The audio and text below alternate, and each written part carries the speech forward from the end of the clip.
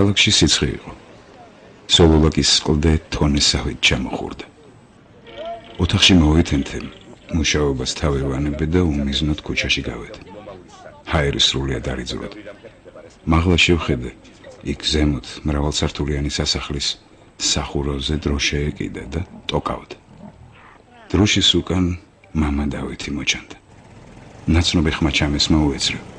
ლევან, სწორედ შენ დაგეძებდი, შენ კაცხის სვეტი თუ გაგიგიაოდესმე. კაცხის სვეტი? არა. პასუხი გავეცდა მხოლოდ შემდეგ შემოbrunდი. ჩემს წინ წერალი აკაკი ბელიაშვილი იდგა. კლდეა სვეტა დაყუდებული, ზედ ეკლესია ჩანს, იქ ვერავინ ასულა. წინათ მინახავს ჭაბუკობის დროიდან მისი საიდუმლო ოცნებად დამყვა. მაღალია, ცნობის მოყარებებით შევეკითხე. აი იმ სასახლეზე მაღალი. ხელით დროშისკენ მიმითითა. რუსთაველის გამზირიდან შევხედე სასახლის დროშას. აკაკიმ ირიბად შემომხედა და ნიშნი მომიგო. გემაღლა? რა სიტყვი? უცნაური. გავიკითხოთ, ნახოთ ვახუშტი.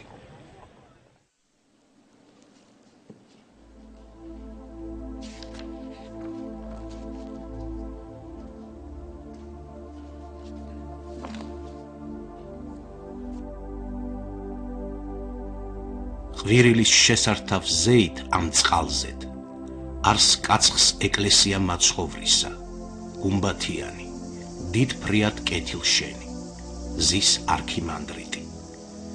ამის დასავლით არს ციხე კაცხისა, მთის ძირად კლდესა ზედა მაგარი.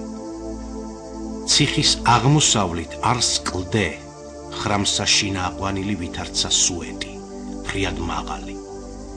მის კლდის თხემზედ არს ეკლესია მცირე. არამედ ვერღარა აღვალს კაცი, არცა უწყიან ხელოვნება აღსვლისა. ვახუშტი ბატონიშვილი.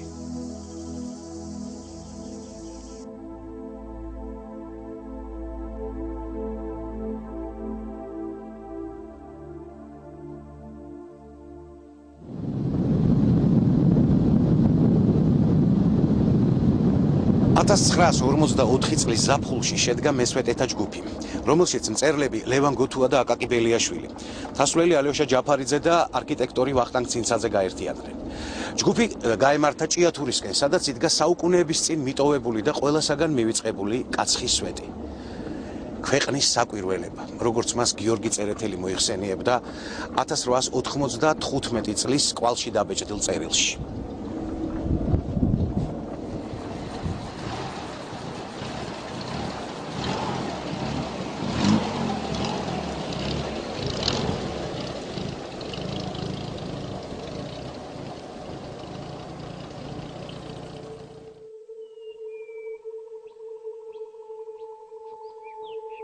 ჭიათურის მახლობლად სოფელ კაცხში 40 მეტრიანი კირქვის სვეტია აღმართული.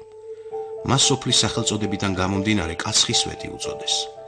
კაცხის სვანური სიტყვა და მწვერვალს ნიშნავს. სავარაუდოდ ადრე ამ ადგილას ერთიანი კლდოვანი მასივი იყო. ტექტონიკური ძვრების შედეგად მთა ჩამოიშალა და მის ადგილას სვეტი დარჩა. იგი როგორც ბუნებრივი წარმონაქმნი წითელ წიგნშია შეტანილი. კაცხის სვეტი გახლავთ ჩვენი მემკვიდრეობის მართლაც ერთ-ერთი უნიშნულოვანესი და უნიკალური ძეგლი. მსგავსი ძეგლი ჩვენ საქართველოში არ მოგვეპოვება თავისი მდებარეობით. ძალზედ საინტერესო და ძალზედ თავისებური ძეგლი არის. კაცხის სვეტის პირველი ფოტო, რომელიც ჟურნალ კვალში გამოქვეყნდა 1895 წელს იყო გადაღებული. სურათზე ჩანს სვეტის სამხრეთ მხარეს გამოწეულ კლდეზე მდგარი სამრეკლო, რომლის ნაშთი მე-20 საუკუნის 40-იან წლებში უკვე აღარ არსებობდა. გეოლოგიური თვალსაზრისითაც საინტერესოა კაცხის სვეტი, იმიტომ რომ ეს არის გამომუშავებული ცარცული ასაკის კირქვებში, 60-70-80 მილიონი წლის წინანდელი წარმონაქმნია, როგორც ჩანს და დღემდე არ არის სხვათა შორის ერთგვაროვანი აზრია, ეს არავის არ უკვლევია სპეციალურად, აი რატომ შემორჩა ეს შთენილად, მარტო ეულად ეს 40 მეტრიანი სვეტი აი ამ კირქვებში. სვეტმა ჯერ კიდევ წარმართობის დროიდან მიიპყრო ადამიანების ყურადღება და უამრავ ლეგენდას დაუდო საფუძველი. ქრისტიანობამდე სვეტთან წარმართული რიტუალები სრულდებოდა. ადამიანები მსხვერპლს სწირავდნენ და ნაყოფიერ წელიწადს ევედრებოდნენ. ამ დღესასწაულს კოხინჯვრობა ეწოდა.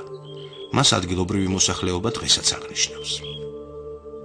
თვითონ ეს რეგიონი ჭიათურა საჩხერე წინაქრისტიანული ხანის ძეგლებით არის დახუნძლული. ადამიანი მან ცხოვრობდა დასაკვირველი ქრისტიანობამდე და წარმოუდგენელია ეს სვეტი, რომ მისი რაღაცა დასაკვირველია რაღაც სიწმინდე არ ყოფილიყო. შესაძლებელია ეს კოხინჯვრობას რაღაცა აი მის გადმონაშთია სწორია. კიდევ ერთი ლეგენდის თანახმად თურმე უფალს აქ ედემის ბაღის გაშენება უნებებია.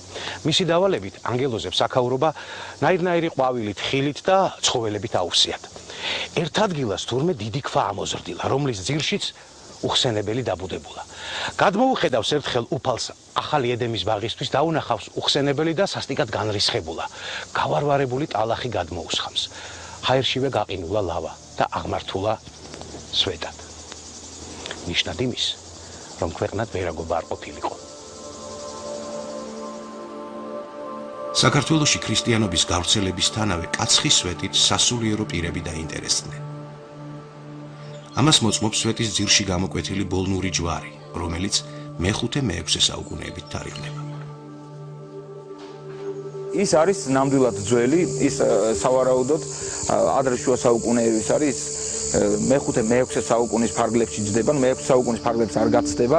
ეს არის ეს ტიპიური ესე წრეში ჩაწერილი ტოლმკლავა ჯვარი, რომელიც არის ესე ღეროზე, ბუნზე დგას, ქვემოთ ჩანს პოსტამენტის ესეთი მონახაზი, ანუ ეს არის განსახიერება გოლგოთის ჯვრისა. თან ამავე დროს აი ეს წრეში ჩაწერილი ჯვარი, ეს არის ძლევის ჯვარი, აი ის ჯვარი, რომელიც მოევლინა კონსტანტინეს აი მაქსენსიუსთან ბრძოლის წინ. და აი ამ ნიშნით გაიმარჯვებო ციდან რომ მოესხმა, ხო? და ძალიან საინტერესოა თვითონ ამ ბუნზე აქვს ესეთი ორი ღერო არის ესე ჩამოსული, რაც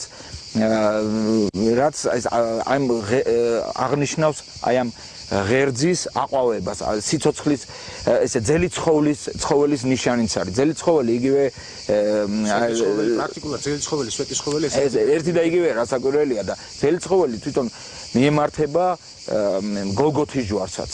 იმიტომ რომ გოლგოთის ჯვრით ხდება ხსნა კაცობრიობისა, ხო? ადგილობრივმა მოსახლეობამ სვეტს ძელი ცხოველი უწოდა და სვეტი ცხოველთან დააკავშირა. სვეტიდან დაახლოებით კილომეტრ-ნახევარში მე-11 საუკუნეებით დათარიღებული კაცხის მაცხოვრის სახელობის ტაძარი დგას. აქ ისტორიულად ბაღვაშთა სამფლობელო ყოფილა. ტაძარი მრგვალია. ასეთი არქიტექტურის ტაძრები საქართველოს დღევანდელ ტერიტორიაზე ფაქტობრივად არ გვხვდება. კედელზე ჯვრის ამაღლების რელიეფური გამოსახულებაა, რაც კაცხის ტაძარს გარკვეულწილად ცხეთის გარემოსთან აკავშირებს. სვეტზე გავრცელებული ლეგენდებიდან ერთ-ერთის თანახმად კი სვეტის თხემსა და მაცხოვრის ტაძარს შორის ჯაჭვი ყოფილა გაბმული, რომელზეც ბერები მიმოდიოდნენ. ეს ლეგენდა ზუსტად იმეორებს ცხეთის სვეტის ცხოველსა და ჯვარს შორის გაბმული ჯაჭვის ამბავს.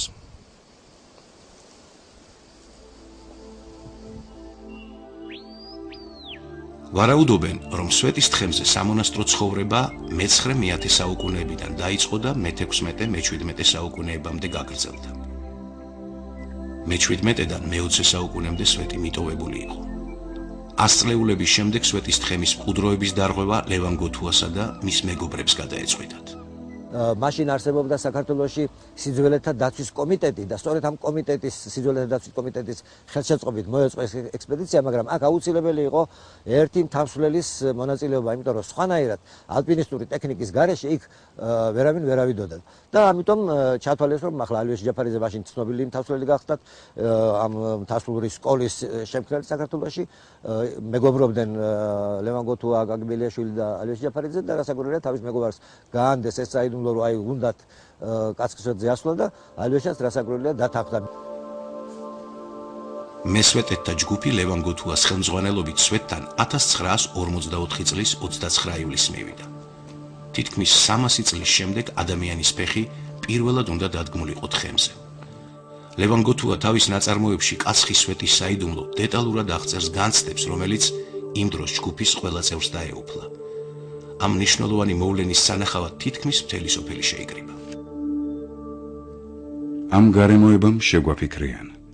ასეთი ძნელი ასვლის განხორციელება მოწმეთა გარეშე სჯობია.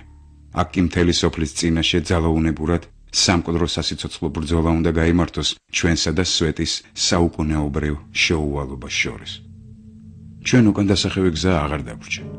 თითოეული ჩვენგანი ვგრძნობდით ამას. სვეტის თხემისკენ პირველი ალექსანდრე ჯაფარიძე დაიძრა. მას ნელ-ნელა ლევან გოთუა, ვახტანგ ცინცაძე და ორი ადგილობრივი ახალგაზრდა მიხვდნენ. ჯგუფის გადაწყვეტილებით აკაკი ბელიაშვილი ქვევით დარჩა, რათა საორგანიზაციო საკითხები მოეგვარებინა. დავიღალ. სისხლის მიმოდენა შემიფერხდა სანახევროდ ჩამოკიდებულ მდგომარეობაში მყოფს. იღლიებში ჩამეჭედა თოკის არტახები, მაგრამ ვიცი რომ ალექსანდრეს, როგორც წინმავალს, ბევრად უმძიმესი და ურთულესი ამოცანა აქვს. ტიტანური დაძაბულობა და ნების სიმტკიცე ხმართებს და კიდევაც ახლავს. უეცრად ზევიდან ქვების ხრიალი მოისმა. სვეტის აღმოსავლეთ ფრიალოს მცირე ნაშვავი ჩამოეფარცხა და ქვემოდან მის გრიალს ხალხის დაგუბებული გმინვა მოხვა. თოკი შევამოკლე. უეცრევ ქვემოთ საერთო ძახილმა დაიკუხა. გულზე მომეშვა. მაშ ასულა.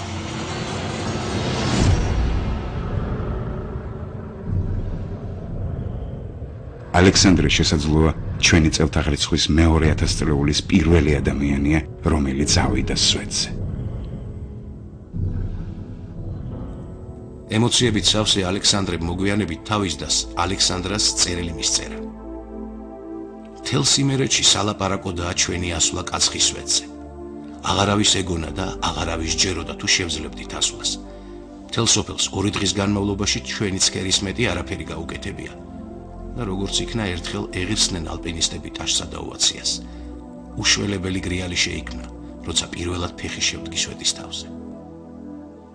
კაცხის სვეტის თხემი შემდეგ ამ ვახტანგ ცინცაძემ რომ ნახა ეს 29 ივლისს, ну ეხლა იქ რას გააკეთებდნენ, დიდი არქეოლოგიური გათხრები ვერ ჩაატარეს, იქ რაღაც გამოწმინდეს კრიპტა, რომელიც ეკლესიის ქვეშ არის. მან აზომა ეს ნანგრევები, წარმოგიდგენიათ ხოლმე როგორ ნანგრევები გატყევებული იყო იქაურობა, ბევრი ხეები იყო, მიწით დაფარული იყო და რაც მოახერხა მან ის აზომა და შესანიშნავი ანაზომი აქვს. ვახტანგ ცინცაძე ვარაუდობდა, რომ კლდის თხემზე შუა საუკუნეებში 2 დარბაზული ეკლესია უნდა ყოფილიყო. მან ერთი კლდეში ნაკვეთი ეკლესია მე-5 საუკუნით დაათარიღა, ხოლო მეორე მთლიანად ქვით ნაგები მე-6 საუკუნით. სვეტის კომპლექსი ცინცაძემ დაუკავშირა მესვეტეობას. სირიაში გავრცელებულ უკიდურესად ასკეტურ საბერმონაზვნო ცხოვრების წესს. ჯგუფის წევრებმა თხემზე დატოვეს წერილი, რომელიც წლების შემდეგ იქნა ნაპოვნი. ექსპედიციის სვეტზე ასვლას ერთი ადგილობრივი ბიჭი დიდი ინტერესით ადევნებდა თვალს. ეს ბიჭი, გოდერძი სამხარაძე, მომავალში ალპინისტი გახდა და 1955 წელს კაცხის სვეტზე მეორე ასვლა სწორედ მისი ხელმძღვანელობით განხორციელდა. როცა 40 წელს ისინი აქ ავიდნენ, მე ვიყავი პატარა ბიჭი. იმ წინდანვე ჩამივარდა გულში მიზან დამივიღე რომ აქ ავსულიყავი და ის წერილი მომეხსნა მხოლოდ. ახალს ვერაფერს ამოვაჩენი. წამევიზარდე 55 წელში შევქენი პატარა ჯგუფი, ალპინისტთა ჯგუფი. ცოტა გავიარეთ ჩვენ ყაბარდო-ბალყარეთში, მიშა ხერგიანი იყო ჩვენი ხელმძღვანელი იქ. რო ჩამოვედით, შევქენით ალპინისტური სექცია. პირველ რიგში წამოვედით აქ. და მოვედით ამაზე დავგეგმეთ და დევიწყეთ ასვლა ალიოშას გზით, ალიოშავიდა ასე გადმევიდა ისე და იქით აგვერდიდან ავიდა პირდაპირ. დიახტი აი თხევზე. იმ თხევზე. პატარა ბაქანიერი არის. აი ისე და ევიდა მაღლა. ამ გზით ევედი ჩვენს. პირველ რიგში მოუძებნი ალიოშას დატოვებული წერილი იქ. ვინაიდან მე მქონდა წაკითხული ლევან გოთუა წერდა რომ ჩვენ კაცხის სვეტზე მივახციეთ 2 დღის დაძაბული მუშაობის შემდეგ გამევიყენეთ ჯერ თოკები და პალუები. კაცხის სვეტზე ნავხეთ ესე უბრალოდ მაშინ როგორც ხალხი ამბობდა ბევრი არაფერი არ უპარნიათ, მაგრამ დავწერე წერილი თუნუქის კოლოფში ჩავდები და მეც ვესვეტე საკდამაში შევინახო. ზუსტად ნახეთ ის წერილი. რა თქვი ნახეთ ის წერილი? დიახ. და რას მე ახლა ვთქვი, აი სიტყვით არის ჩაწერილი შიდა. 1970 წლის 25 ოქტომბერს აღინიშნა სვეტზე პირველი ასვლის 25 წლისთავი. რომელსაც ლევან გოთუა და ტრაგიკულად დაღუპული ალიოშა ჯაფარიძის და ალექსანდრა დაესწრნენ. სვეტზე ხშირად ეწყობოდა ბავშვთა შორის შეჯიბრებები კლდეზე ცოცვაში. სვეტს ადგილობრივ მოსახლეობაში განსაკუთრებული ადგილი ეკავა. ბავშვობას აქ ვატარებდით ყველანი. ამ სოფელში ცხოვრობთ. ეს იყო ჩვენი ერთი დღე, რასაც ადრე კოხინჯობა ერქვა თავშეყრის ადგილი. და ბავშვები ყოველთვის ვცდილობდით, რომ ვესულიყავით კედლის ნანგრევთან, სადაც პატარა დარჩენილი ნანგრევი იყო, სადაც ახლა დაბლა სალოცავი დგას და თითო სანდელი დაგვენთო. თუმცა საუკუნეების შემდეგ პირველმა სასულიერო პირმა სვეტის თხემზე 1992 წელს დადგა ფეხი. იგი კაცხის მაცხოვრის სახელობის ტაძრის მოძღვარი, მამა ამირანი იყო. მას ასვლაში სატელევიზიო პროგრამა ირაოს გადამღები ჯგუფი დაეხმარა. ამიყვანეს ბაწრის კიბით ავედი. ჩვენ კაცხის სვეტი ნახეთ დანგრეული, დაშლილი მთლიანად. ნახეთ რომ იქ იყო სამონასტრო კომპლექსი აშენებული მაღლა, იყო მონასტერი პატარა, სამლოცველო პატარა. სამლოცველოს ქვეშ იყო მიცვალებული ძვლები, რომელიც ჩვენ მოვინახულეთ იქ, გადავიღეთ სურათი, პანაშვილის გადავიხადე. მეორე მხარეს იყო ოთახი, ესე იგი კელიას, როგორც ეწოდება კელია, სადაც ისვენებდა ალბათ ის მესვეტე. მოვინახულეთ იქ და ვნახეთ ეკაურობა, დავათვალეთ, ვნახეთ ჭურები იყო, არ წყალებით გებულდა შიგ. ასე რომ იქ დანგრეული და დაშლილი იყო ყველაფერი, არაფერი იქ არ არსებობდა. ქრისტე რომერთო განუსვენე, მათ რომელი განისვენებენ ადგილსა, სიტყვიდისა სასვეტისა, ამისასა, აზრდა მარადისა, უგუნითი უგუნისა, მოძე, ამინ.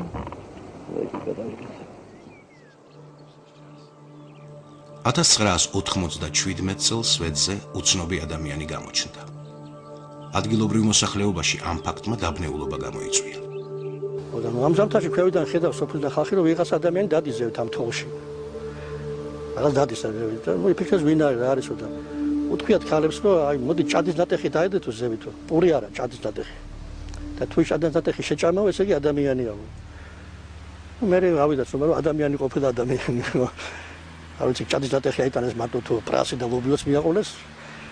ყოველ შემთხვევაში აღმოჩნდა რომ ეს ადამიანი იქნა და მე დაიწყო უკვე ამ სვეტზე მამაქსიმეს უფრო ენერგიული და უფრო ისეთი ვაწყი ესე შეიძლება ითქვას პირდაპირ. ამ ადგილას უზარმაზარი ცაცხვის ხე მდგარა.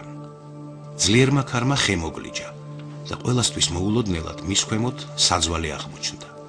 მამა მაქსიმემ იმ წლის ცივი ზამთარი სწორედ ამ საძვალეში გაატარა.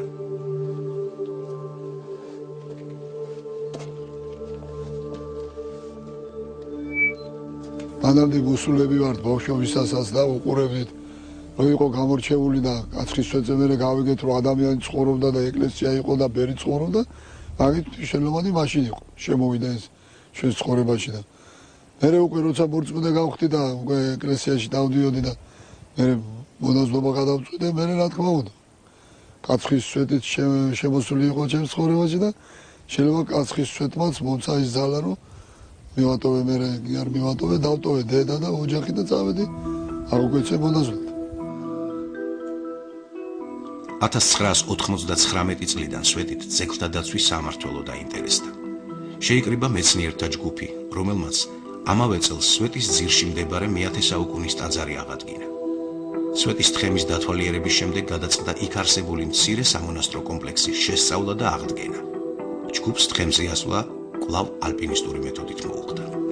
ასკოცხელოვანი და ბიძინა გუჯაბიძე ალპინისტი, იგი პირველი ავიდა და შემდეგ უკვე რამდენიმე კაცი ავედით, მათ შორის უკვე შემდგომ მომავალში ვინც რესტავრაცია გააკეთა ამ ეკლესიის თენგის გაბუნია, მე ვიყავი,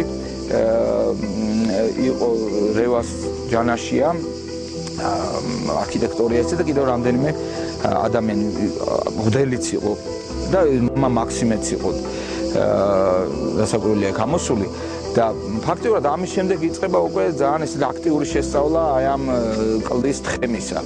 მე ამას მოყვა უკვე 2005-შიც სწორედ ეს ალპინისტური მეთოდებით ავედით, მაშინაც ბიძინა გუჯაბიძე მაგვიყვანა იქა და შემდგომ 2006-ში მან დაამაგრეს რკინის კიბე და უკვე ძალიან ხშირად გვიხდებოდა ასვლა.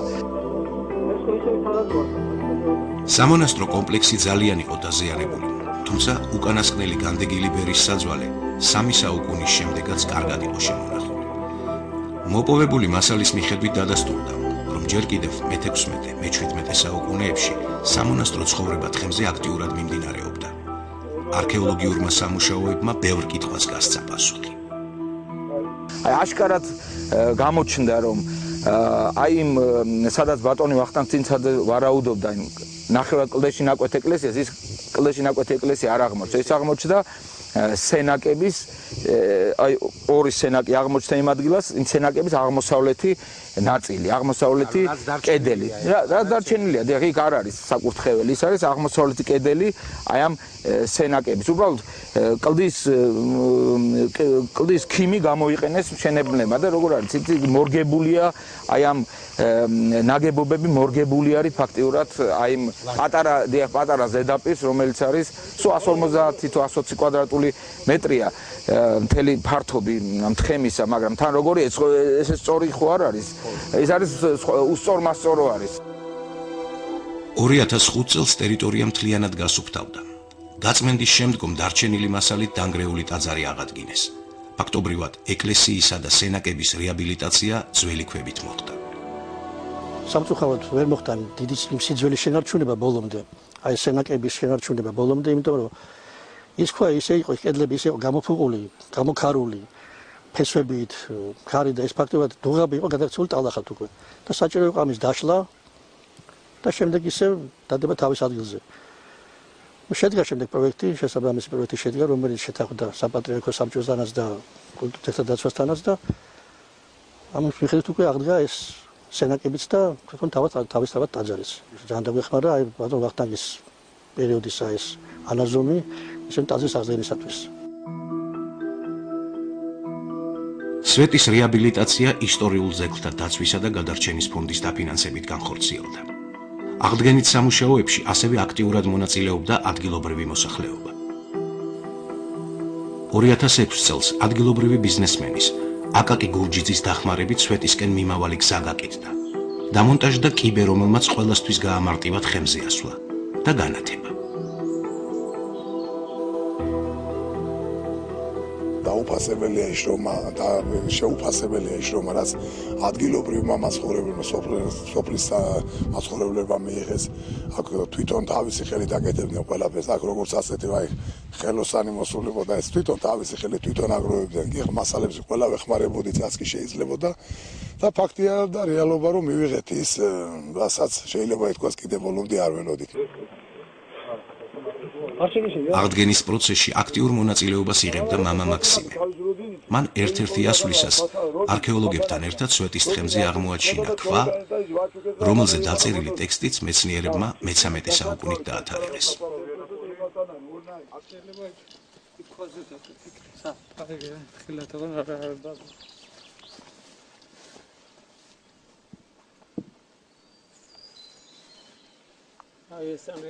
ეს არის ის ნივთები. ნაბონი ნივთები.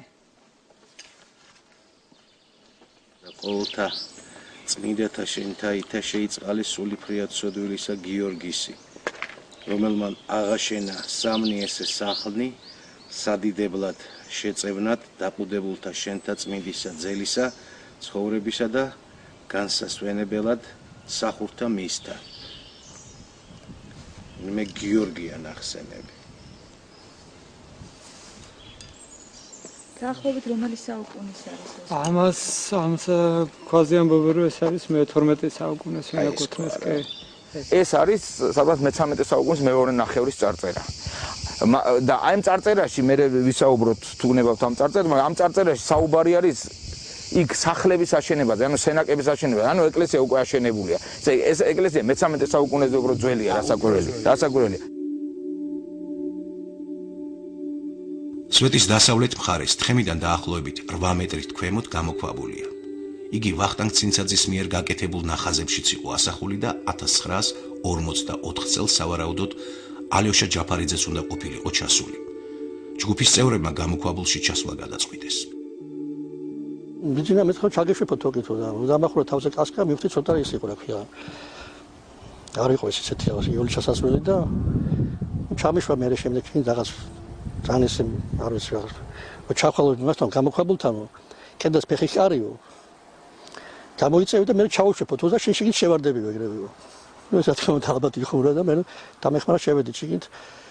ნახეთ ეს გამოქვაბული შიგნით არქეოლოგია არ იყო არაფერი. გამოწმენდილი იყო და ჩანდა ესე იგი ორი კარის ეთმო ჩასაკეტი იყო. ორი ნახრეთი არის, მცირე ნახრეთი არის. დაახლოებით სიმაღლეა 1.90 2 მეტრამდე სიმაღლეთი. ეს თვითონ ეს გამოქვაბული და სიგრძეც აი ესე 2 მეტრი 2 მეტრზე. ანუ ეს იყო უეჭვად ერთი ბერის სადგომი.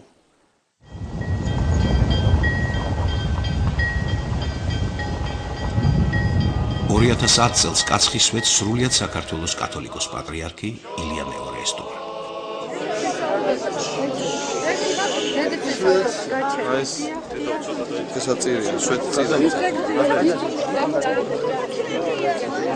სვეტს წირავს პატრიარქი ზემოთ.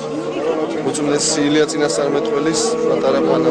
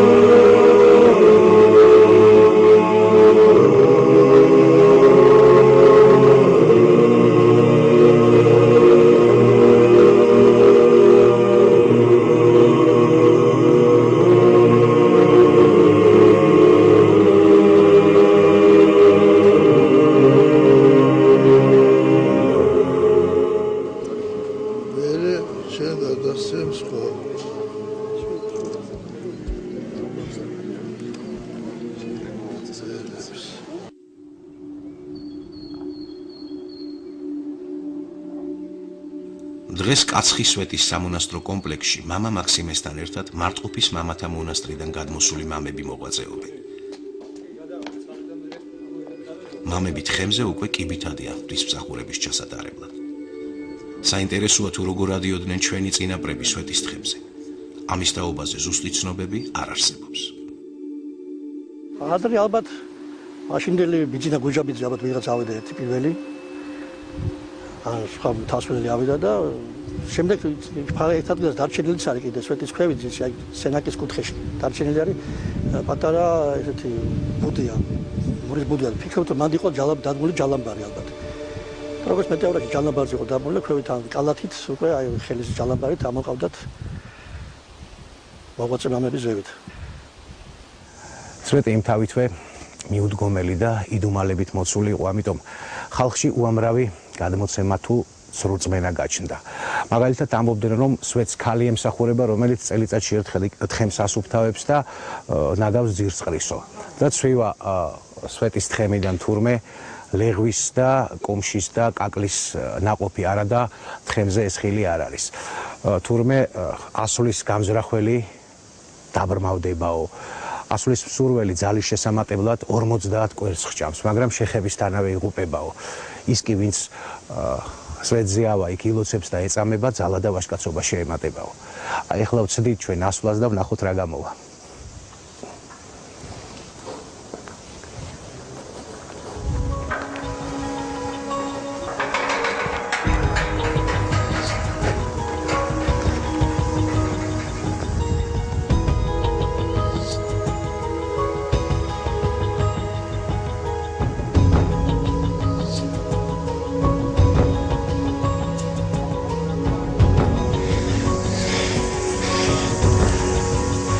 ისე დაბრმავების რა მოგახსენოთ, მაგრამ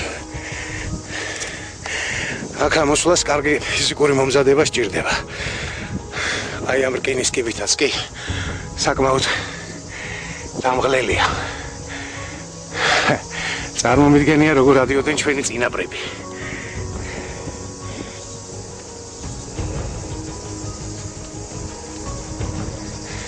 აი ჩვენი კამერა ადის ახლა სვეტის თხემზე. აქ დროა მეც დავიძრა.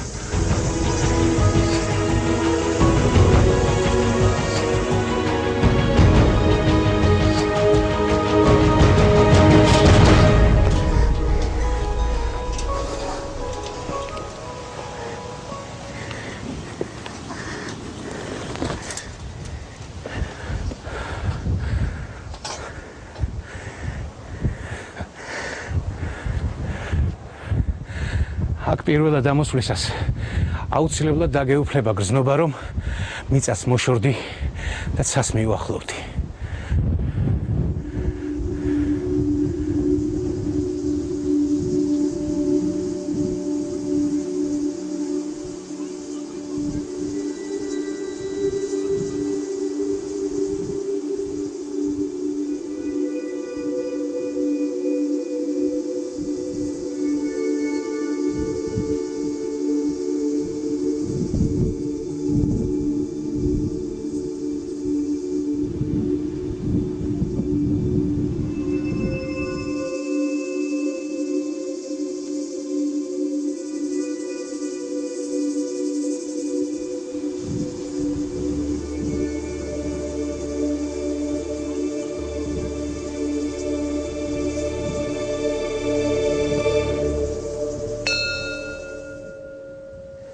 აი სწორედ აქ აღმოაჩინა 1944 წელს ალიოშა ჯაფარიძის ხელმძღვანელობით ამოსულმა ჯგუფმა სასწაულმოქმედი ძვლები.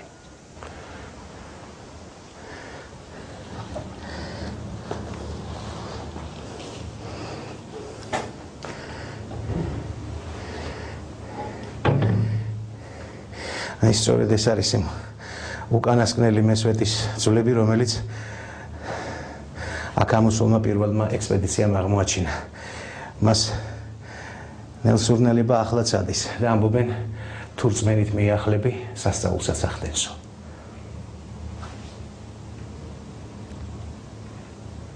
მიზანი რა იყო? მიზანი იყო რომ აი ეს მონასტერი იყო მიტოვებული და ამ მონასტრის ძველი მონასტრის სადაც ცხოვრობდნენ დაყუდებული ფერები უძველეს დროში მონასტრის აღორძინება. აი ეს იყო მიზანი, ჩემი აქ მოსვლის.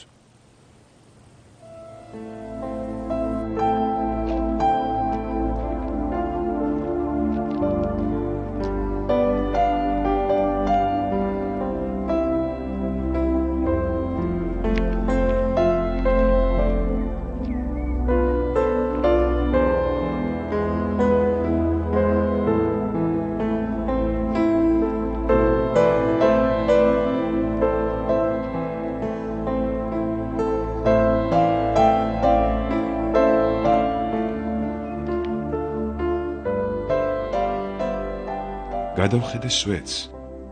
იგი ისევე მიუყარები და შეუვალი ჩანს. ზედ ოცნების თვალით ჩვენ მიერ აღმართულ დროშას ვამჩნევ. იგი ნიშანია სვეტის საიდუმლოს აღმოცნობისა. ჩვენ მხცოვან ვახუშტიზე ბედნიერნი აღმოჩნდით. დიახ, ჩვენ ახლა ვუწყით, კარგად ვუწყით. ხელოვნება სვეტზე აღსვლისა. ლევან კოტო